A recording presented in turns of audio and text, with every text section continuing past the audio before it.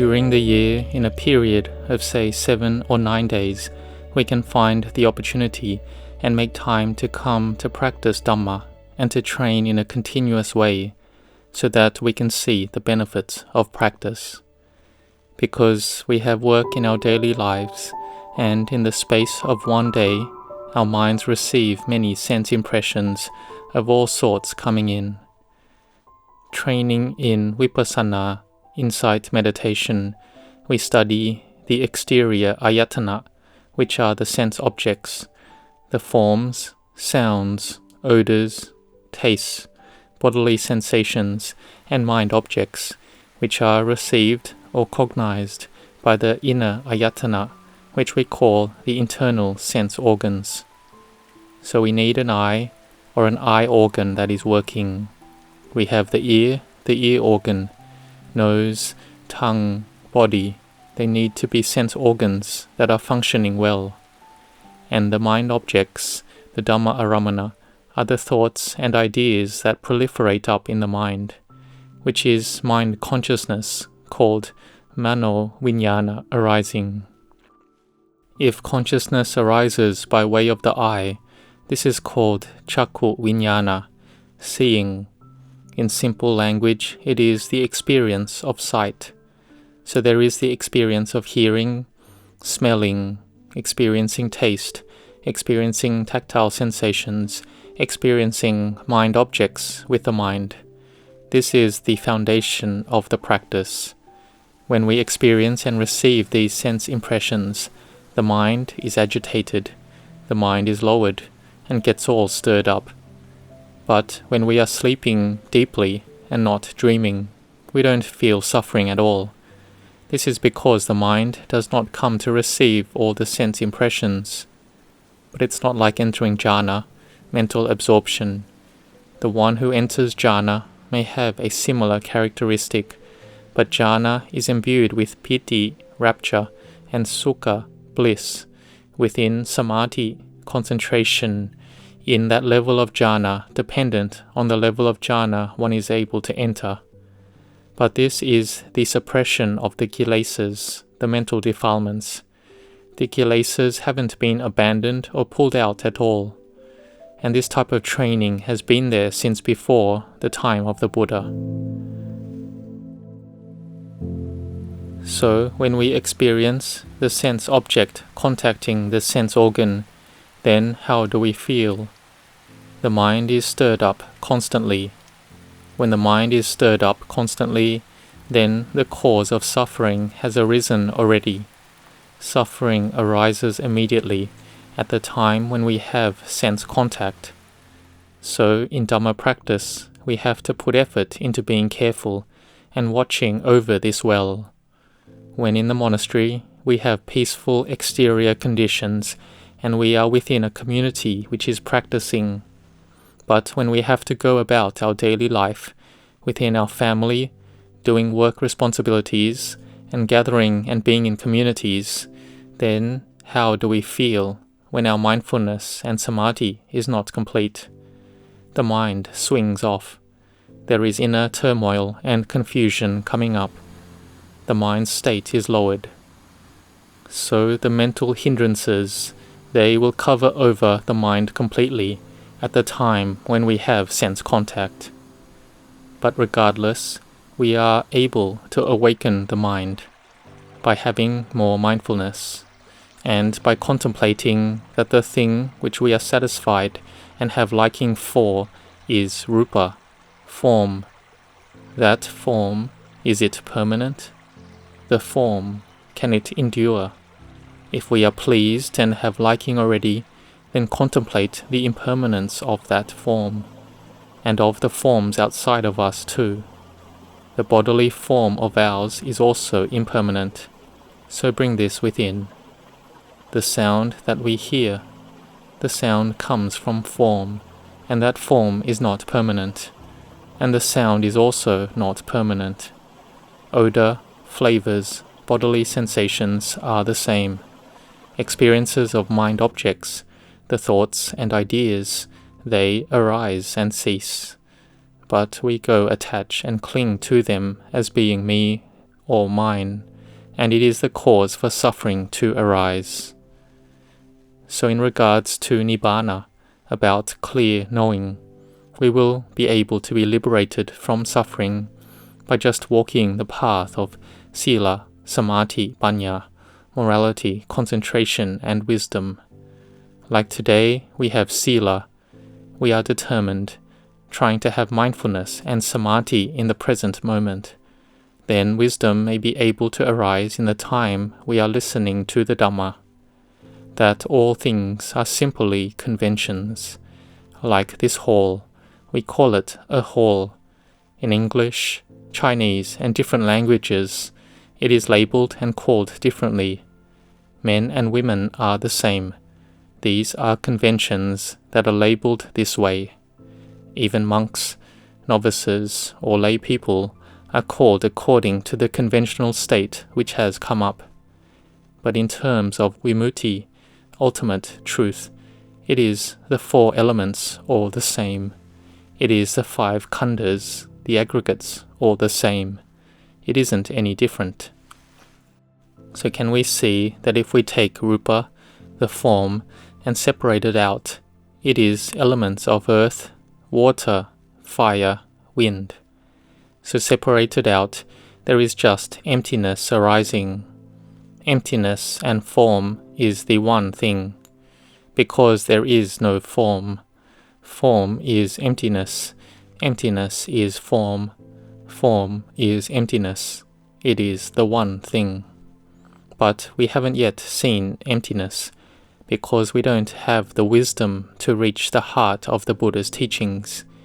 This is because the strength of our samadhi and mindfulness is still small. So to think about it and know deeply into it is not possible. Like in our body, there is a lot of blood. If we take a bit of blood and pull it outside of us, say we go and donate blood, 250 cc or 300 cc, donating relative to our strength.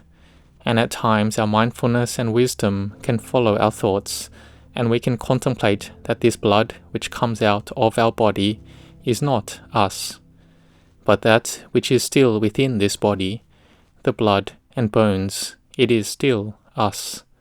So it's like that.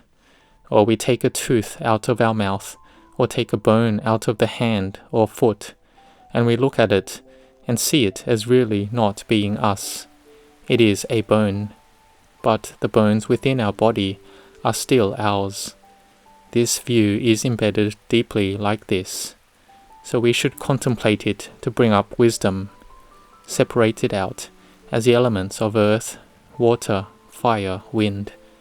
When this body is separated out already, there is nothing. It is empty.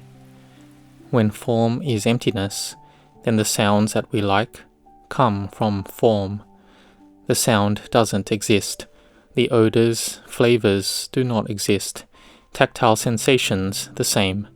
And all the mind objects that we think about, all the forms, sounds, odors, tastes, tactile sensations are just like this.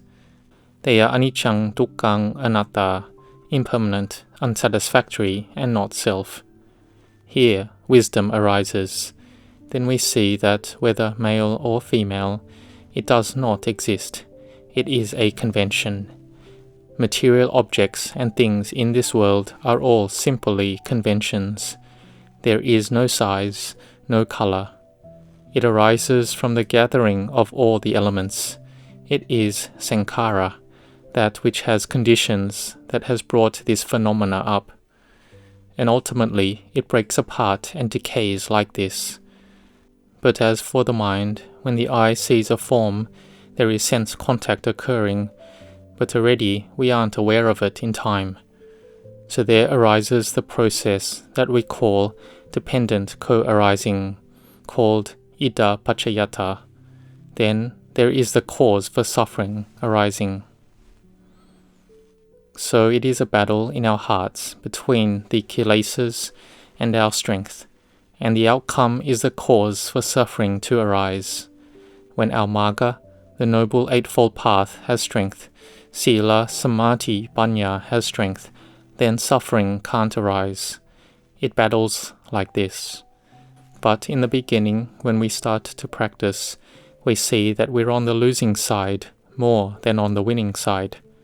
We are on the side with feelings of a self, a me, more than the feelings of not self and not me. But don't be discouraged. Have khanti, forbearance. Forbearance is a great virtue of the wise person, the spiritual seeker. So endure it patiently first. The Samma Sambuddha, the perfectly awakened Buddha, in some lifetimes as a bodhisattva, he practiced as a hermit. Though he had no peace, he had forbearance, and so he could train. And with his Satya Parami, perfection of truthfulness, he could make the poison from a snake that had bitten his friend's son disappear. So we should establish Satya, truthfulness in the practice, and have forbearance. And one day, when our samadhi is better, we will see the results.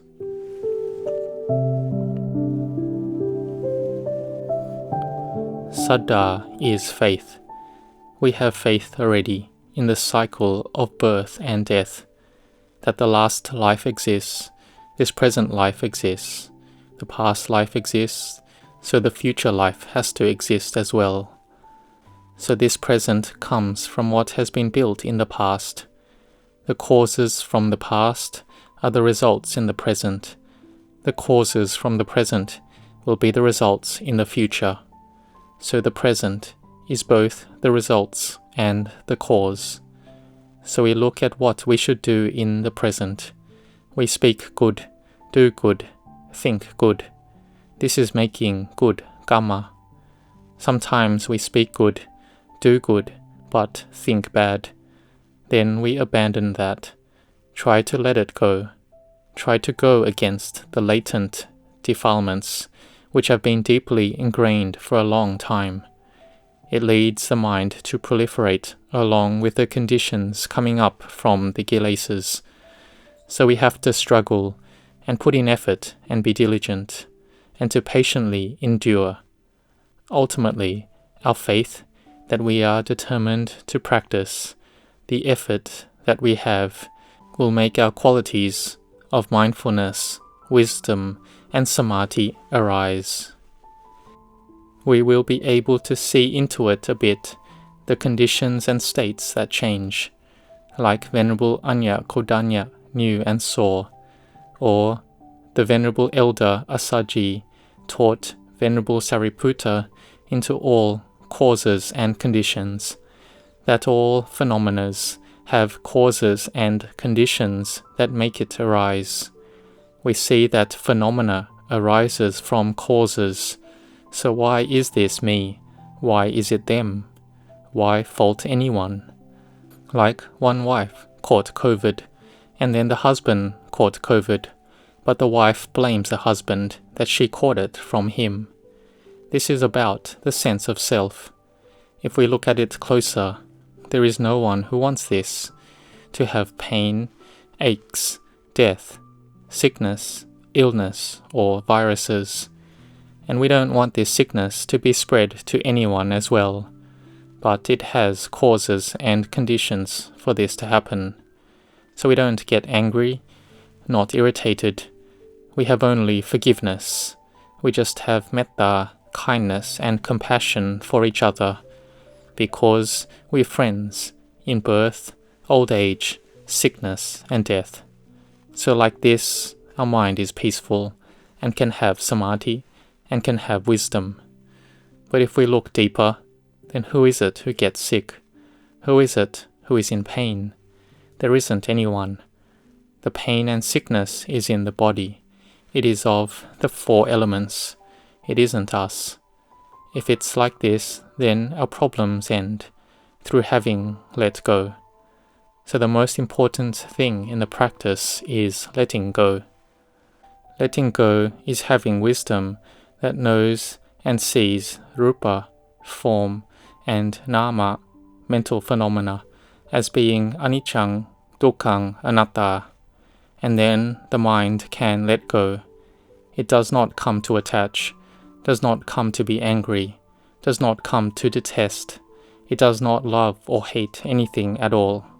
The mind is emptiness with purity that we call Nibbana. So Nibbana is in our heart.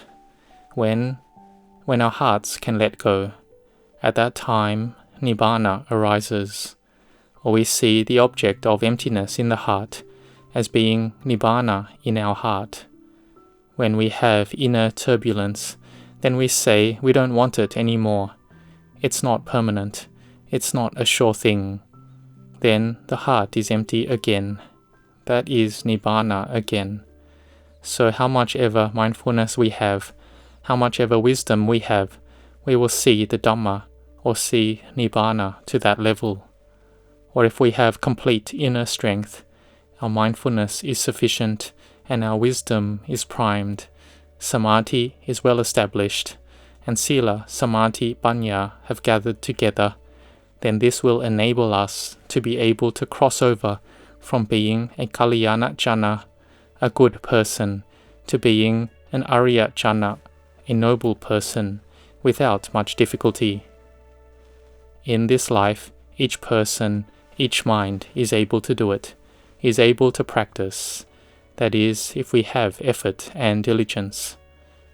It's like we are determined in our studies until we can finish it. We are dedicated in our work until we can succeed. Then we can do it. So if we are dedicated in our Dhamma practice, we have virya, effort, then it isn't beyond our ability and skill to do this in this life. So the important thing is the wisdom that contemplates and lets go all things to be emptiness. Do this. So then when you have anger, ask, who am I angry at? Where is the I? When we have delusion, have greed, then ask, what are we deluded in? Will we die? Where is the mind? Who is deluded? Go against it like this. Then wisdom can arise. So watch over the mind and follow our mind like this. Then we will be able to know and see the Dhamma. Regardless, by the Barami of the Buddha, Dhamma, Sangha, may you all be protected and looked after. May you and your family have happiness and peace in your lives, and may your work and responsibilities go well. May all your travels be safe, free from all dangers and all sicknesses. May you all know and see the Dhamma.